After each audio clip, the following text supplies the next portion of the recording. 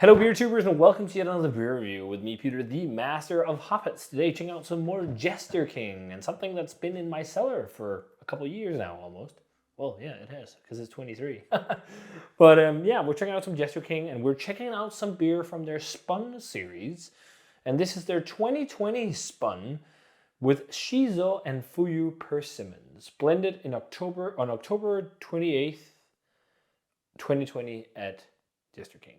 And then bottled. And I think maybe it was released in 21. I can't remember when I bought this. But Jester King, brewery that I think is amazing. They are probably the American brewer that is one of them that's closest at Lambic, or actually blindfolded makes me think of Lambic. We've done a couple of tests and one I was like, yeah, this is as good as Lambic, which is amazing. You know, there is a lot of rules and regulations that people follow with the whole spontaneous beer, and like true Lambic has to come from Pajottenland in Belgium. But as with other drinks, like people try to do their spin on it, like with champagne, for example. There's sparkling wines from all over the world. But I've loved Jester King for many years now. I've been following him ever since the beginning with the black metal and thrash metal and all the metal beers, because metalhead right here. So that's the main reason why I followed them back in the day, and also because they make amazing beers, of course. But they've really branched out to a lot of things. I even think they're doing canned beer now these days. But yeah, I'm really looking forward to this one. So it's made with red shiso leaves and Texas Fuyu Persimmon. So it's re-fermented with that. And the big thing with the spun beers is that they're 100% spontaneously fermented like lambics. Aged in barrels, all this. And they do the same formats with bottles, corks, whatever, the works. They really try to imitate it. And this smells so freaking good. I can't even just from here. So I'm looking forward to this one. Also, just the presentation, man. The graphic artist who did this needs to have a tip of the hat. So let's check this one out. I'm looking forward to it. Again, it's been sitting in the cellar for a while, so let's see how it is. Pours a golden yellow color. Nice white head on this one too. Streaming small bits of carbonation. And if you didn't catch it, we're putting it in a lambic glass, one of my old Driefonteinen glasses. These haven't been used in years. But I thought I should break one out for this review. So let's check it out. Oh, really nice. I'm definitely getting shiso, and like it's almost like minty. So the only shisos taste like shiso.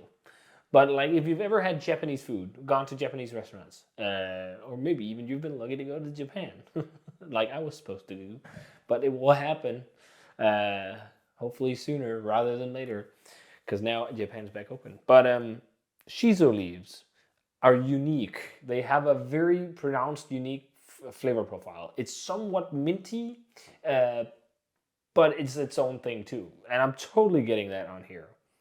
Now, persimmons are also quite an interesting fruit, because we get them in Denmark, kakifrugt in Danish, I think it's called, and it's not something that's widely common. When they're in season, you can find them. I think you can somewhat find them year-round, but it's not something you see often. And I think I've only tried it once or twice.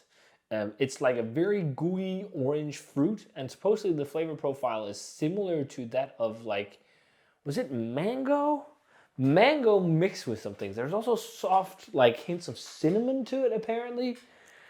Interestingly enough, as well. And yeah, it was just not straightforward. It was like, yes, a love child between a mango and a roasted sweet pepper with hints of cinnamon and dates. Tangy and sweet. I mean, it sounds nice, but it sounds weird too. But the thing is, yeah, I think I've only had it a handful of times. Or have I even had it? I'm not sure. So it will be interesting to try and see how it is in a lambic inspired beer. So, but yeah, let's check out the aroma. Again.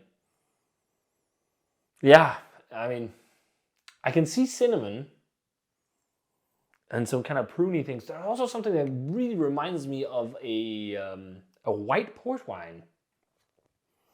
Like musty, dusty, like sweet, oxidized white grapes.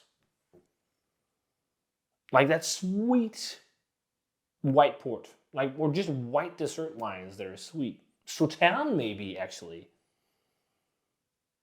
we had a big discussion about Sotan not too long ago because I never tried it, but then I got to try something at a local restaurant. And maybe there's something like that to this. And then nice funkiness too, for sure. This, again, is definitely got the level of funk in the lambic. And it doesn't smell like crazily sour, which is, again, most lambic aren't crazily sour. Some are. But like gooses, for example, often are not. This smells like goose like, but with these unique nuances. And like nice oaky woodiness, almost like that creamy woodiness you sometimes can get. It smells really unique. It smells really good. Let's give it a taste. Cheers.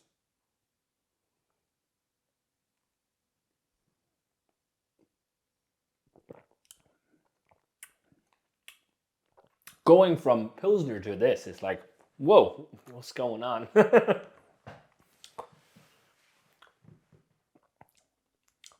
Yeah, I'm just like, I'm not being quiet because I think like, oh, no, this is really nice. But it's just perplexing flavors because it's flavors that's so rare and uncommon to me.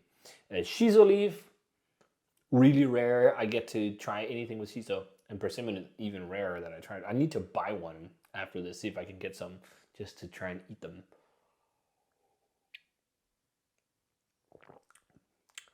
I see something like a mango, but it's lightly vegetal. Like mangoes, I also maybe a little bit vegetal sometimes. But there's definitely also, but that's not the fruit. I think that's a base funky beer. There's definitely lots of stone fruit. Bright, tart, sour apricot, and lemon pith. And it has like a salinity on the lips, like a slight salty, savory nuance, which is really nice. And then there's like a interesting, like it's a soft kiss of that shiso, and then there's like full blown, I'm guessing persimmon, because it's a very interesting fruit flavor that's hard to describe because I'm not used to the flavor of persimmons. But I can see a mango connotation, and I can totally see bell pepper too. Almost like when you make chili con carne or a stew or something where you have peppers that are stewed for a while. They're soft and mushy and sweet. There's almost something like that about it too. And then just like some sweet mango-ish, almost like, well, did they say dates? I can see that too. Or just like some kind of sweeter stone fruit that's not sour at all. There's all the sourness that's in here is what I'm just associating with the base beer. The interesting white kind of port nuances are not as much there because it's not like sweet at all. There was just something, and I think it was an oxidative character that got me with that. But I could see some kind of reference to Sauternes a little bit, because there's a little bit of it, just like this is quite dry and acidic, again, without being too overbearing, but really cool flavor profile. It's like a interesting minty herbal spice with this unique fruit flavor that we're just totally not used to here in in Scandinavia. Well, both are really unique flavors for a Scandinavian palate. But then paired with a lovely blanket of like stone fruit and lemon zest and like a little bit of a chewy, grainy profile too. And then salinity, which is a really nice, vibrant nuance in there. And then this creamy, oaky woodiness, maybe even a touch of vanilla. Or just maybe more like the wood vanillin. Could it go for longer in the cellar? For sure. Easily. I just wonder if the nuance of the shiso would fade because it's really soft. But it's fucking great. I've yet to be let down by a spun. Now, it's not like world-class, mind-blowing, the best spun variation I've had, but it's a real awesome, cool spun variation that I really dig. So yeah, like a 93, I think, something like that. It's really, really good.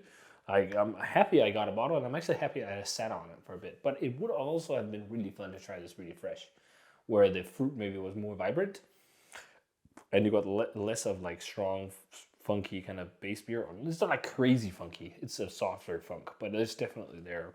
It was really nice. So if you guys had a chance to try the Jester King Spun Shiso and Fuyu Persimmon from 2020. But if you had it, let me know what you thought of it. As always, remember to comment, subscribe, check out the Facebook fan page and Twitter and Instagram. Give the video a thumbs up if you enjoyed it. Ring the bell for future notifications about videos. And I'm going to say cheers and some nice Lambic inspired ale. And see you guys in another beer review.